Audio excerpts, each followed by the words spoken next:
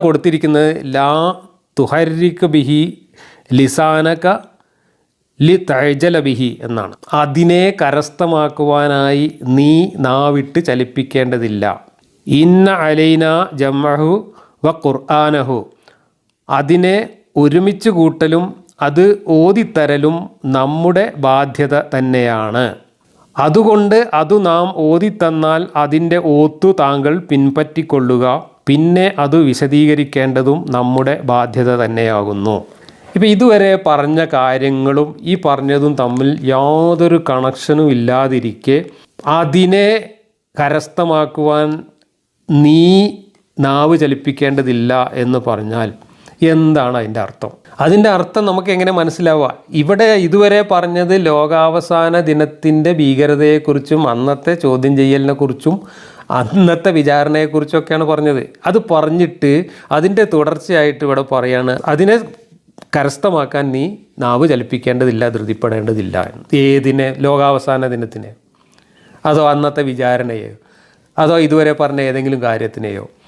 അതൊന്നുമല്ല ഇവിടെ പറയുന്നത്. ഇവിടെ പറയുന്നത് വേറെ കാര്യമാണ് എന്നാണ് തഫ്സീറുകളിൽ പറയുന്നത്. ഇവിടെ എന്താ പറയുന്നത്? മുഹമ്മദ് നബിക്ക് ജിബ്രീൽ ആയത്ത് കൊണ്ടുവന്ന് കൊടുക്കുമ്പോൾ മുഹമ്മദ് നബി ആ കൊണ്ടുവന്ന് കൊടുത്ത ആയത്ത് ഹൃദിസ്ഥമാക്കാൻ വേണ്ടിയിട്ട് ധൃതിപ്പെട്ട് അതിങ്ങനെ ചൊല്ലാറുണ്ടായിരുന്നു. അങ്ങനെ ചൊല്ലി ധൃതിപ്പെട്ട് ഇടങ്ങേറാവുന്നത് കണ്ടിട്ട് അള്ളാഹു മുഹമ്മദ് നബിയോട് പറഞ്ഞതാണ്, അങ്ങനെ നീ ധൃതിപ്പെടുവൊന്നും വേണ്ട, അതൊക്കെ ഞാൻ തന്നെ നിനക്ക് ഉറപ്പിച്ച് തരുന്നുണ്ട്, പഠിപ്പിച്ച് തരുന്നുണ്ട്, പിന്നെ എനിക്ക് ഞാൻ വിശദീകരിച്ച് തരുന്നുണ്ട്, നീ ബേജാറായിട്ടിത് കാണാപ്പാടം പഠിക്കാൻ ശ്രമിക്കേണ്ട എന്ന് മുഹമ്മദിനെ ഉപദേശിച്ചതാണ് ഇത് എന്നാണ് ഇവിടെ പറയുന്നത്. അങ്ങനെ ഉപദേശിച്ചതായിട്ടുള്ള അങ്ങനെ സംഭവം പറഞ്ഞതായിട്ടുള്ള സന്ദർഭം വിവരിക്കുന്ന ഹദീസുകളുണ്ട്. ഇത് വേറെയും ചില സ്ഥലത്ത് ഇങ്ങനെയൊക്കെ പറഞ്ഞിട്ടുണ്ട്. ഇവിടെ എന്താ സംഭവം എന്ന് വെച്ചാൽ ഇതുവരെ പറഞ്ഞ കാര്യങ്ങൾ പറഞ്ഞ സമയത്തോ ആ സന്ദർഭത്തിലോ ആ കാലത്തോ ഒന്നുമല്ല, വേറെ ഏതോ സന്ദർഭത്തിൽ വേറെ എന്തോ കാര്യങ്ങൾ പറയുന്നതിൻ്റെ കൂട്ടത്തിൽ പറഞ്ഞു പോയ കുറേ വാക്യങ്ങൾ ഈ ഖുർആൻ ക്രോഡീകരിച്ചപ്പോൾ ഇതിനകത്ത് തിരികെ കയറ്റിയതാണ്. അത് വ്യക്തമാണ് ഇവിടെ.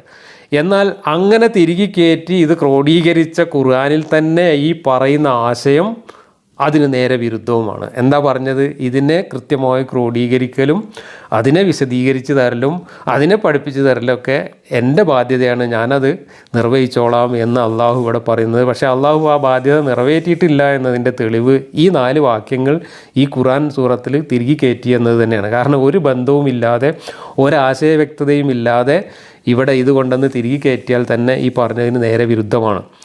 ഇവിടെ നീ എന്ന് പറഞ്ഞത് ആരെയാണെന്നോ അതിനെ കരസ്ഥമാക്കുക എന്ന് പറഞ്ഞാൽ എന്തിനാണോ എന്നോ ഒന്നും ഖുർആനിൽ വിവരിച്ചിട്ടില്ല. ഇതൊന്നും അള്ളാഹു അല്ല വിവരിച്ച് തന്നത്, ഇതൊന്നും അള്ളാഹു അല്ല ക്രമീകരിച്ച് തന്നതും ക്രോഡീകരിച്ച് തന്നതും. ഇതൊക്കെ മനുഷ്യന്മാർ വിശദീകരിക്കുകയും മനുഷ്യന്മാർ ക്രോഡീകരിക്കുകയും ചെയ്തുകൊണ്ടാണ് ഇന്ന് നമുക്ക് ഈ കോലത്തിൽ ഈ സാധനം കിട്ടിയത്. വിശദീകരിച്ച് തരുന്ന ബാധ്യത എന്ന് പറഞ്ഞാൽ എന്ത് വിശദീകരിച്ചു? ഇവിടെ ഒന്നും വിശദീകരിച്ചിട്ടില്ല. വിശദീകരിച്ചതൊക്കെ പിന്നെ അന്ന് ഇത് കേട്ടവരും കണ്ടവരും പറഞ്ഞതാണ് എന്ന് കേട്ടീമല കേട്ട് നൂറ്റാണ്ടുകൾക്ക് ശേഷം ക്രോഡീകരിച്ചുണ്ടാക്കിയ ഹദീസുകളിൽ നിന്നാണ് ഇത് ഇന്ന സന്ദർഭത്തിൽ പറഞ്ഞതാണ്, ഇതിൻ്റെ അർത്ഥം ഇന്നതാണ് എന്ന് നമുക്ക് മനസ്സിലാക്കാവുന്ന ഹദീസുകളും വിശദീകരണങ്ങളും കിട്ടുന്നത്. ഇവിടെ അള്ളാഹു ഒന്നും വിവരിച്ച് തന്നിട്ടില്ല. പക്ഷേ അള്ളാഹു ഇവിടെ പറയുന്നത് ഞാൻ എല്ലാം വിവരിച്ചു തരും എന്നാണ്. ഇതാണ് ഖുർആനിലെ ഏറ്റവും വലിയ കോമഡികളിലൊന്ന്.